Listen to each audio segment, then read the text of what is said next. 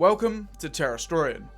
I am Akka, and in this video we'll mark the first entry into the Terra update series, in which we will discuss our understanding of Terra and its history has evolved because of recent Arknights story events.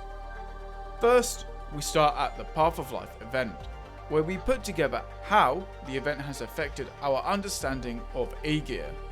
Then, Sargon, and the way its society conducts itself, shown in Pepe's Adventure That Cannot Wait for the Sun, where we see our first insight into the rumoured Golden City of Sargon. The story of the sarcasm Terra has taken a new step in A Kazdelian Rescue, where the conclusion of the Victorian crisis, from the perspective of the Sarkaz, sheds new light on what will become of Kazdel in the future. Finally, the situation in Syracuse unfolded in the events of I Pattori dei Veluti, where we take a closer look at Syracuse's newest city and the Signor dei Lupi. Path of Life takes our operators to the Aegirian city of Millenarium. There we are introduced to Clementia, the leader of the Aegir city and her allies. The events that led to the rising of Millenarium from the ocean and the subsequent beginning of diplomatic relations between the originally isolated Aegir and the Lanterns shed light on the history of Aegir and its future on Terra.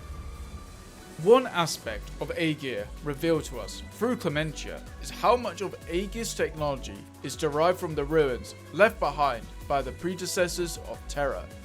Through previous Aegir story events and our Aegir operators, it has become apparent that the Aegirian technology has long succeeded that of the surface. Whether or not Aegir truly is a successor of the predecessor, Aegir advanced technology provides both questions and answers to the extent of their connection to the people who walked Terra's land in the past. The escalating seaborne threat has compelled Aegir to establish diplomatic relations with Iberia and Robiliton, marking a strategic pivot away from seclusion. Before this event, Aegir was an isolated nation that remained shrouded by both sea and mystery. How the addition of both a powerful nation in Aegir and a powerful enemy in the Seaborne will influence the larger universe, as well as propagation of the Aegir technology, has yet to be seen. This event set the stage for the exploration of cities in Sargon.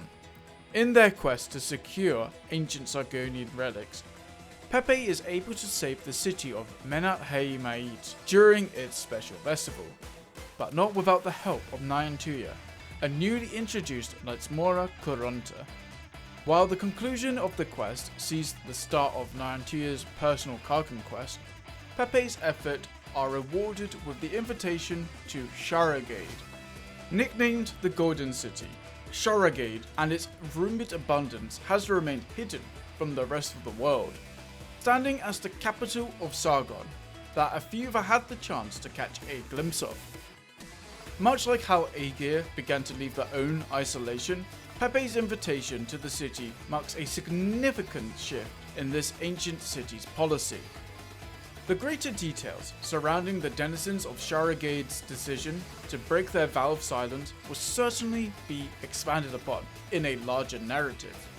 The dedicated Sargonian event has laid the groundwork for what can be seen on the sun-scorched land, and a future event that will dive deeper into some of the mysteries that surround the development of Sargon.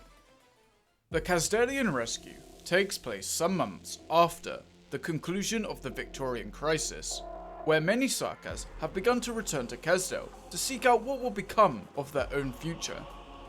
A special festival has attracted both new and returning characters, from the showcased operator Nymph to a familiar face from Integrated Strategies in Qualacia, who is a powerful Nazira witch and former commander of Nezalim's army during the Sarkaz War 200 years ago. The event concludes with our protagonist surrounding the Revenants and the Soul Furnace to determine what ideal version of Kazdel will become through the eyes and efforts of those who inherit it. This story recollection event gave more context as to the Sarkaz aftershocks of the Victorian arc. We will have more information on the Sarkaz and the aftermath of the main Kazdel Victoria events in the next Terra update.